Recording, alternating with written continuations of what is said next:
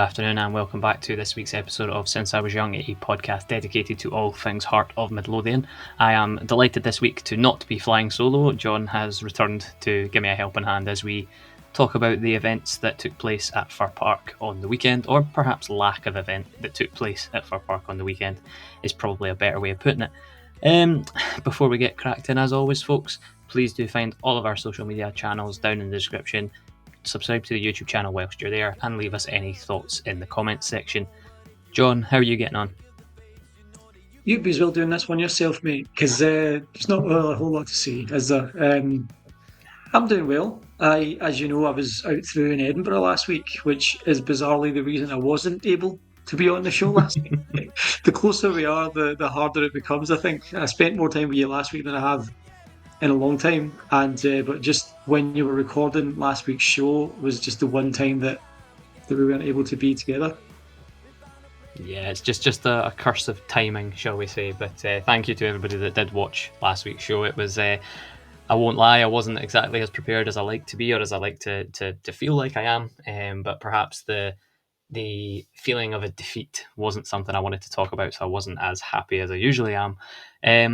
But we'll just go straight into things about Motherwell. We wanted to bounce back after the disappointment of the defeat at Pittodrie, the first defeat of the season. We wanted to see the team bounce back. However, going to Fir Park and playing against an in-form Motherwell side who have won 4 of their last 5 league games was not perhaps the best opponent to have as that bounce back game. Agreed, and then particularly when you look at the first game between the two sides at Tynecastle, that was a game where we were 3-0 down before we even turned up. We knew going in that we could not allow something like that to happen again. I feel like we didn't. We were all right. We defended fairly well for the most part. There were some moments where a couple of the guys switched off, but overall, like there was never too much threat. It's just that we didn't offer enough at the other end of the pitch. I think on the day,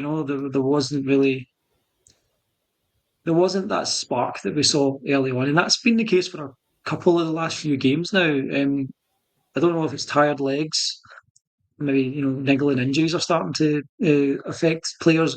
Could just be that tactically other managers and teams have started to figure us out a bit, which was likely always going to happen anyway. Um, but yeah, not the most exciting game of football. We got a point away from home at Motherwell, which, if we were sitting third right now, I think we'd be pretty happy with our form up to this point in the season.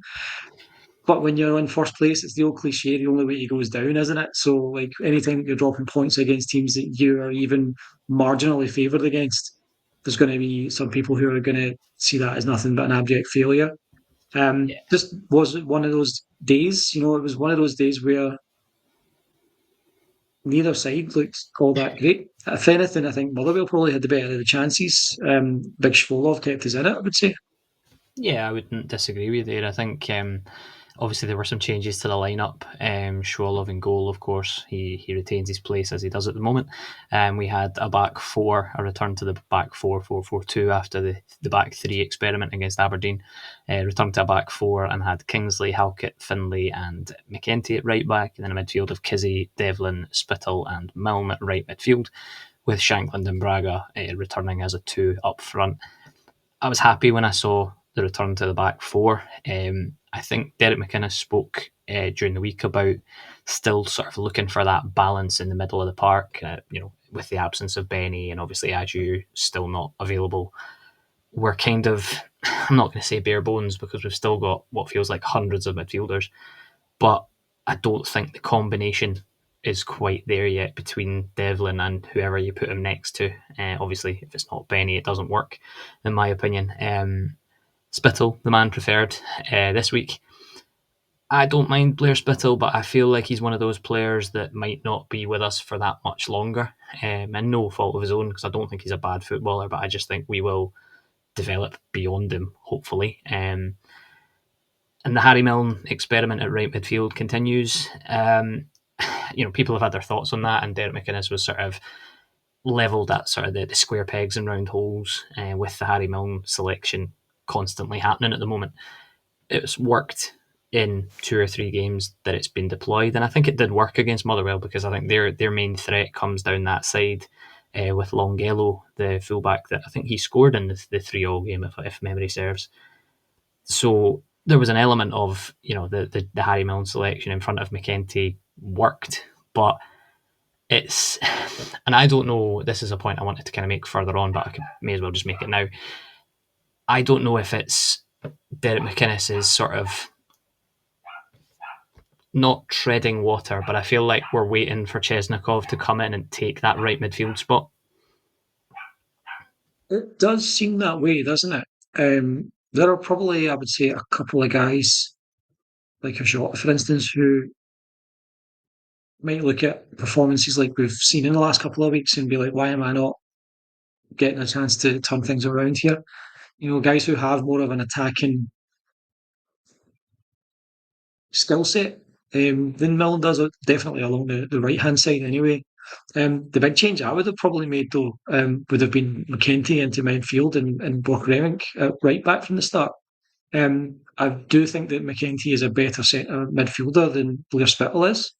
And I think that McKenty's best position is central midfield. You yourself said it. I can't remember if it was last week on the show or if it was in person when we were hanging out at your place. But I do completely agree with that sentiment you have that McKenty was signed as a midfielder. His best position is as midfielder. So I think he should be playing in midfield. If Benny's not, like it should be really McKenty over Spittle for sure. Yeah. Um, Oh, sorry. so you know Continue. the Milne situation has worked on and off, but I feel like that has begun to get sort of sussed a bit, and we don't really need to be playing Milne out there anymore because we have Borchgrevink now fit, and when he's been playing, he seems like he is actually a really decent right back. So I think we Yeah. should be playing Borchgrevink at right back and McKenty in central midfield. Who I would put in Yeah. the place of Milne in right field, I'm not sure, but I do feel that we have some better options in terms of attacking skill set from the right hand side than Milne. Yeah, I wouldn't disagree with that, and I think it becomes more and more evident. And I know, like, we haven't really talked too much about the Motherwell game in terms of chances, etc., which I'll dive into a few of them in the not too distant future. But the squad selection and the way the game went, and I think it was the same against Aberdeen at Pittodrie when Kizarides was put out back to that left hand side as opposed to being allowed to kind of drift central. What Motherwell did was double up on him because they know he's the threat, he's the danger man. He's a left winger with a very strong right foot. Therefore, he likes to cut inside and have a shot, which we've seen many of, which is great when it works. However, if he's forced to go wide, if he's forced down the line, it kind of, I'm not going to say it takes the threat away, but it's not the same threat as a Kizarides who's cutting in. So they force him wide, and Motherwell did that very, very well. But the problem that I have with that is when the left hand side isn't performing how it should, you want the right side to be the alternative threat. And we don't. In McKenty and Milne, we have two players playing on the right hand side that are decent defensively, without question, but their attacking output is not anywhere near the level of the left hand side, which, as I say, when the left isn't working, you want your right to be that alternative option. Yeah, if anything, man, like it might be something as simple as swapping Kizarides for Milne. Because Milne's a decent crosser of a ball, so if you were to play him on the left hand side and bring Kizarides to the right, that might be all it takes to solve that problem. Granted, I'm not really sure how comfortable Kizarides is playing off the right, but I can't imagine a player at his level would take long to settle in there. I think he's been moved out to the right during a game. I couldn't tell you which game. My mind's a bit blank on it, but I'm sure I've seen him swapped.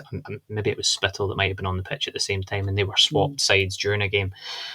But yeah, I mean, I just feel like, as I say, the left hand side is, I would say, thriving. It hasn't in the last couple of weeks, but the right is certainly an area that needs to be organised properly. And I just feel Chesnikov is perhaps that missing piece. But then, how fit is he going to be when he comes in? He's supposedly arriving mid December. I think I saw an article today where it said about the 12th or 14th of December, around that time is when he'll arrive in the UK. But obviously, can't be registered to play for us until January. So he'll get the visas approached and all, get the visas approved and all the rest of it, and then join his teammates for training and hopefully hit the ground running. But we'll see. And I do think it's one of those situations like we spoke at the start of the season about the recruitment and how good it's been.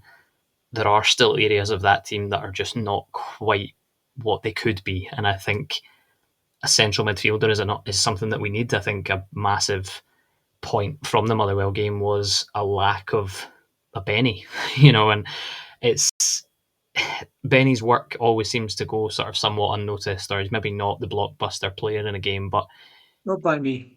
he's Benny is just a fantastic player at bringing the ball forward. Okay, he's not going to shoot from 30 yards, but he at least drives the ball forward. He recovers it and he moves it forward. He breaks the lines and he gets forward. And that creates a bit of chaos in itself. And like I said, McInnes hasn't found that balance to the team without him yet, which is an issue. But obviously, with a January window coming up, and I'm sure there'll be some outs as well as some ins in that particular window, I think a central midfielder and a right back would be the two items on my shopping list for January. Um, but yeah, listen, the Motherwell game, we've kind of gone off track a little bit on it. We all know, we all saw it. We were in the first half pretty poor, and that's being polite, to be honest. I don't think there was really anything to write home about from us in that first half. And it's concerning when that happens. And Motherwell, to be fair, Motherwell play a certain style of football that they like to bring teams onto them and then they play through them when they get the possession. And they're very good at it and it's very entertaining to watch. But we didn't press them, we didn't get after them, and it was almost sort of going through the motions in that first 45. I would agree with that wholeheartedly. There wasn't any risk taken by Hearts. It was almost like there was the trauma of that first half at Tynecastle on their minds the whole day, and it's like the way to avoid that isn't to kill the game completely. It's to score first. You know what I mean? It's like that's how you get over something like that. Is to score first the next time. Um, Instead, Motherwell had the ball in the back of the net, I think twice, and were ruled offside. So we were lucky not to lose that. I mean, the first one, I don't know how that's offside. Like, Yeah. I don't know what the offside rule is anymore. When they showed it yeah, again, I think it was his arm was offside, and maybe I'm old school. Maybe I'm still thinking about any part of your body yeah, that you can't score with aye. doesn't count. But maybe that's just I don't know. Maybe the rules probably changed about 10 times since that was put in anyway. I'm fairly sure they did change that actually, which is a stupid, stupid change because you can't score with your hand. It's absolutely all you're doing is disrupting the game by doing that. Granted, you know what? I'll let it slide this time because it was in favour of Hearts, so I'm not going to say anymore. No, Um, that's fair. yeah, the second time was I think more obviously offside, but again, like both those occasions, we got caught out. We were very lucky Mhm, um, mhm. that we weren't 1-0 down after the first one, especially. And beyond that, Hearts never really had anything about them in terms of chances and creativity. Like you say, the main creative threat, Kizaridis, was kind of strangled out of the game. Motherwell, to their credit, they have a very taut and very organised defensive setup.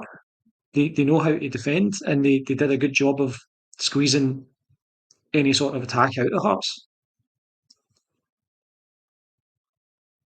Sorry, I was muted there for a moment because disclaimer: my 11-month-old puppy has today discovered a Christmas tree and appears to be going a bit tonto. So apologies if any barks come through in the recording. She's not quite sure about a tree in the house at this point. But yeah, you're absolutely right about the first half. We had a real lack of energy, a real lack of urgency, and I think we've spoken about it before. Like where we've been previously, you're looking at a result like a draw at Fir Park and going, it's not bad, but being top of the league with 30 points, that brings a certain level of expectation. And obviously, the returning players, the Shanklins, the Halkets, you felt like there might be a bit more of a threat there, but there just doesn't seem to be. And even the set piece goals have dried up as well. So things just weren't clicking for us in that first 45. I do feel like in the second half we improved a little. I don't think we were brilliant, to be fair, but I think we improved a little bit. We seemed to kind of get a foot on the ball a little bit more. But in fairness, Motherwell defended as well as they needed to. The main Motherwell threats were Mashwanise, as I said previously in last week's episode. He's a handful, as well as what's his name? Is it Isaiah Just or is he Just or something like that? Can't remember his first name, but he was a very very good dribbler of the ball, and he really impressed me.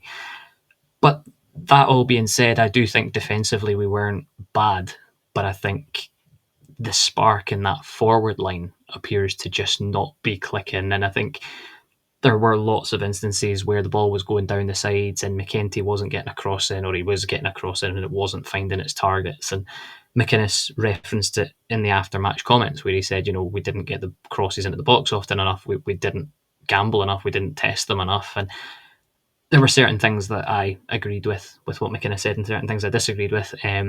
One thing that I think every Hearts fan listening to this can agree on is the performance of a certain German goalkeeper was what got us a point in that game. You'll have no arguments from me, mate. You know how big a fan I already am of Big Schwolow. He was lights out, particularly late on. That was a pressure cooker situation he found himself in. Motherwell had that energetic spark about them that Hearts were missing at times. And he was always in the right place at the right time when we needed him. And that is all you can ask from your goalkeeper. Um, at this point, it's difficult to see how anyone breaks into that team and takes the gloves off. Schwolow, he's very quickly established himself as a clear number one. Um, Makes you wonder, when January comes, do a couple of our other goalkeepers potentially leave for other pastures, whether it be permanently or on loan? I could frankly see Xander Clark maybe leaving some to go somewhere else. Um, Possible even Craig Gordon looks for a loan elsewhere to try and get him into the World Cup plans, because at the moment he's probably not going to play much domestic football at Hearts. Yeah. So yeah, man of the match for me by a country mile, Big Schwolow, and there were slim pickings to be fair. Yeah, you're not wrong there. I think the only sort of real chance of note that we had that is even worth discussing was the Shankland header that was cleared off the line. But even that, a lot of the Hearts players were sort of remonstrating and trying to say it was over, but it certainly wasn't. The whole ball. I know that rule. I might not know the offside rule, but certainly know the rule of whether it's a goal or whether it's not. Um, Quick note on Kevin Clancy, the referee. I don't think he was terrible. I think he had a few moments. There were a few yellows that I would have let go, but do you know what? He gave two offside decisions, one perhaps tighter than the other. So I'm not gonna criticise the referee too much on that evidence of that game.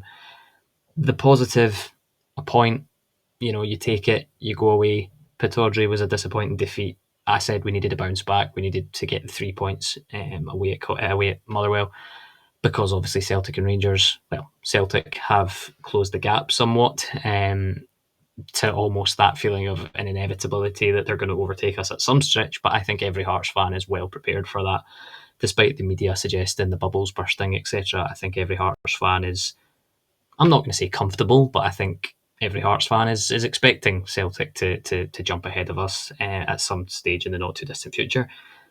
But yeah, I mean, it's it's deflating, I will say.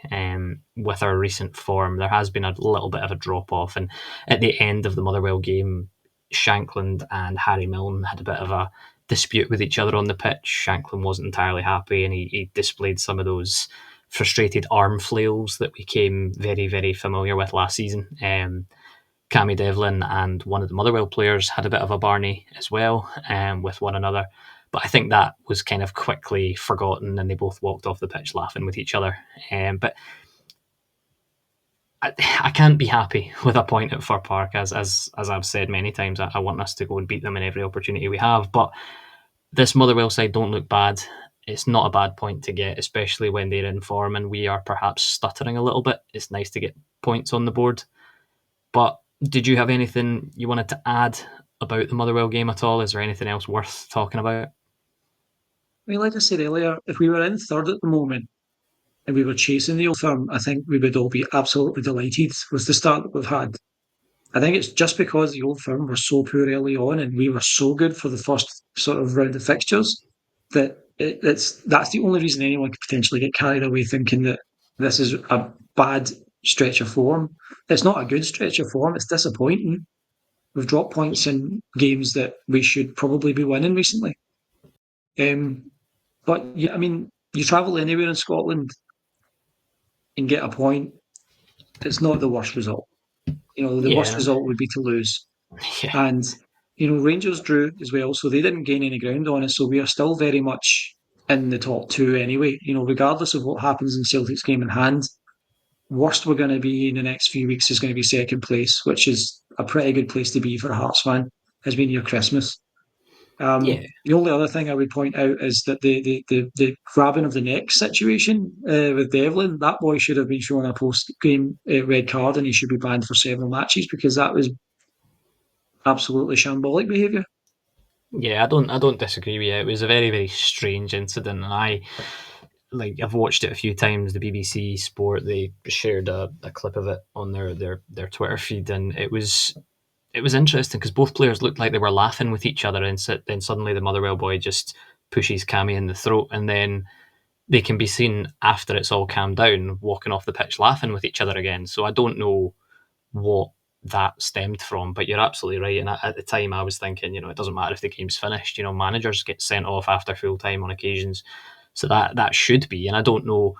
I don't know whether it'll be looked at again. I wonder if it's maybe because the incident just sort of died down and nothing escalated beyond that. Maybe it'll just be kind of brushed aside. But it's what you mentioned there about the round of fixtures and getting through the first round of fixtures and etc.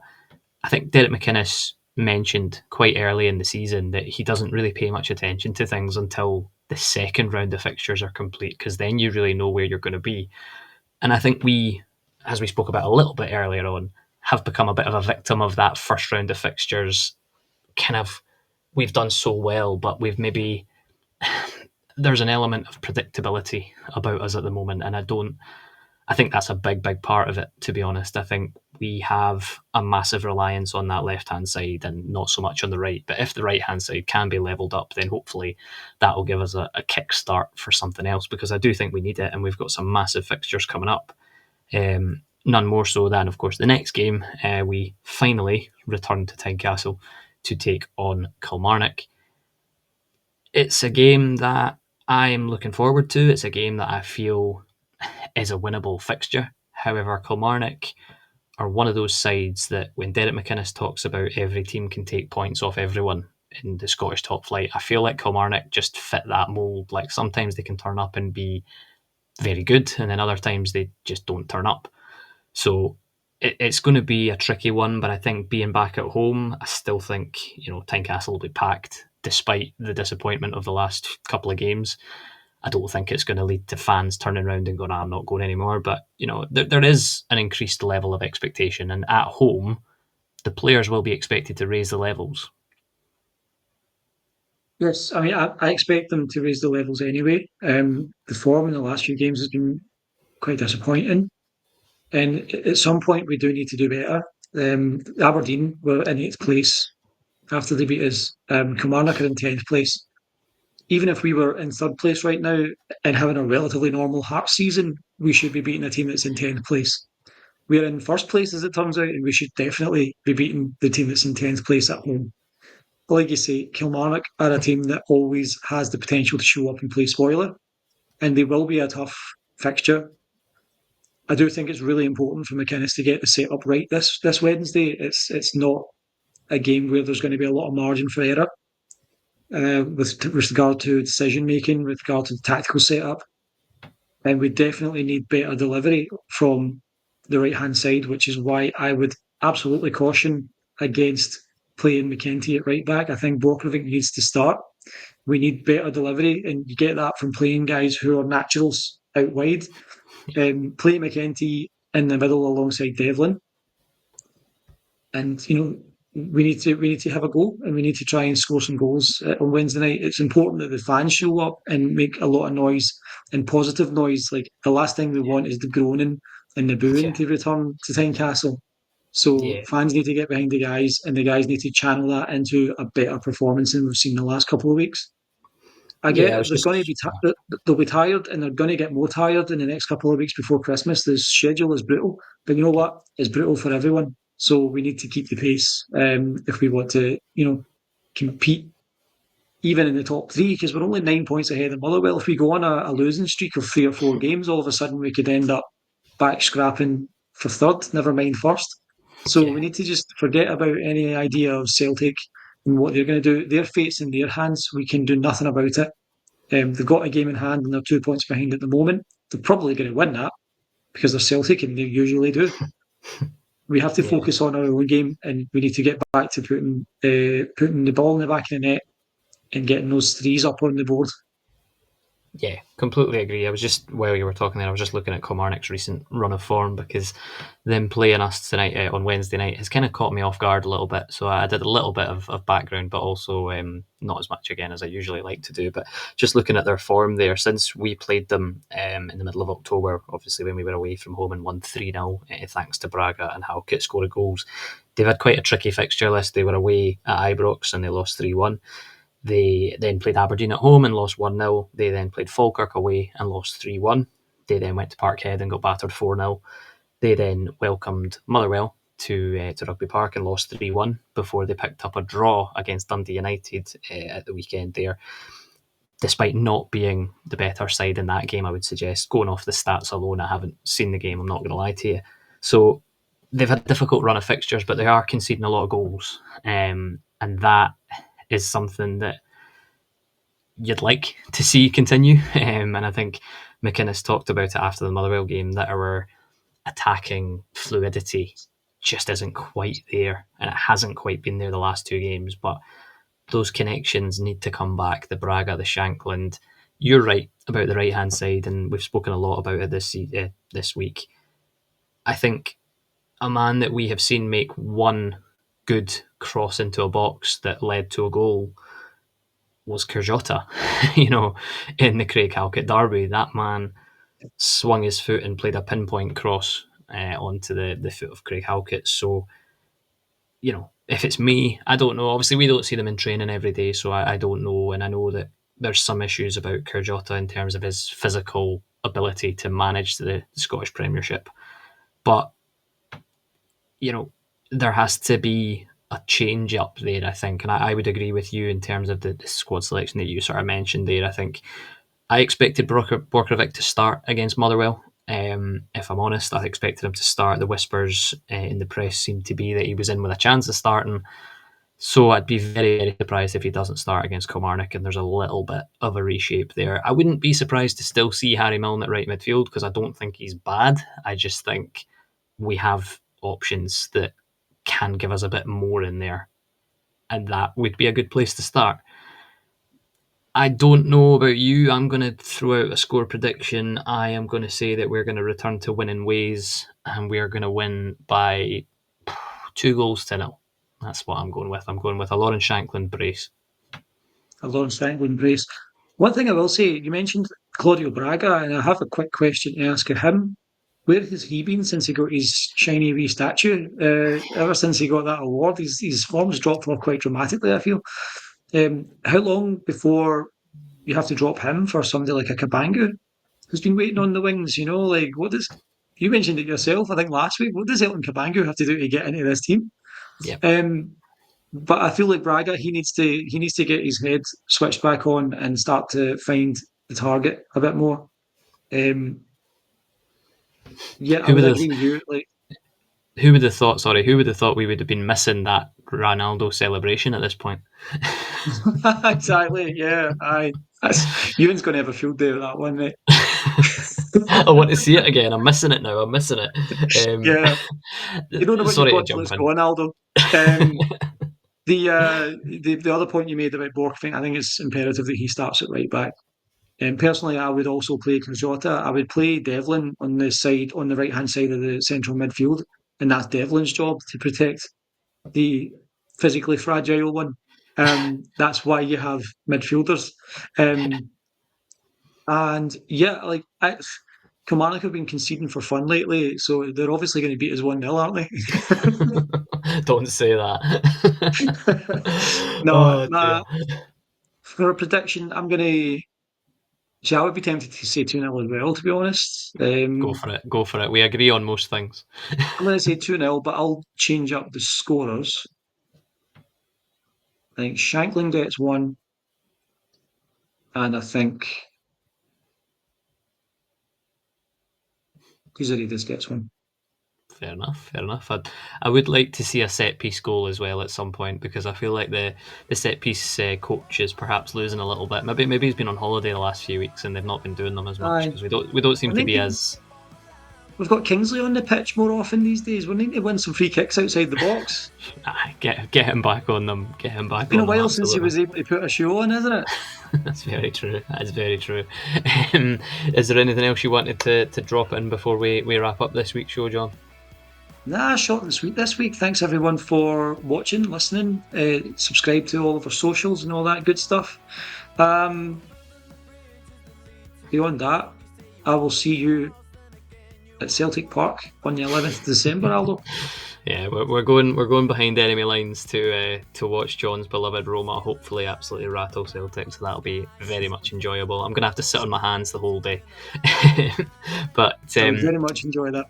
absolutely. Well, as would I. But as John said, please do check out all of our social channels. They can be found down below in the description. You can catch us on Spotify as well. I've remembered to plug it this week, even if I've done it right at the end of the show. I'm still counting that as a win. Whilst you're down in the description, please do leave us your thoughts in the comment section and drop a subscribe on the YouTube channel. The numbers are slowly growing over the last few weeks, and as I say every single week, your support is massively, massively appreciated. Drop your comments and drop your score predictions down in the comment section as well. Hopefully this will be live with you. Day of recording is Monday evening, so hopefully all going well, this will be with you prior to the game against Kilmarnock at Tynecastle on Wednesday evening. And yeah, if you're going on Wednesday evening, make it loud and get behind the team because, as John said earlier, it all makes a difference, and we need that. We don't want to return to the moans and groans of a typical Tynecastle under the lights. Let's enjoy it, and let's remember we are still top of the league. But we'll leave it there for this week, folks. Take care, and bye for now. Bye bye.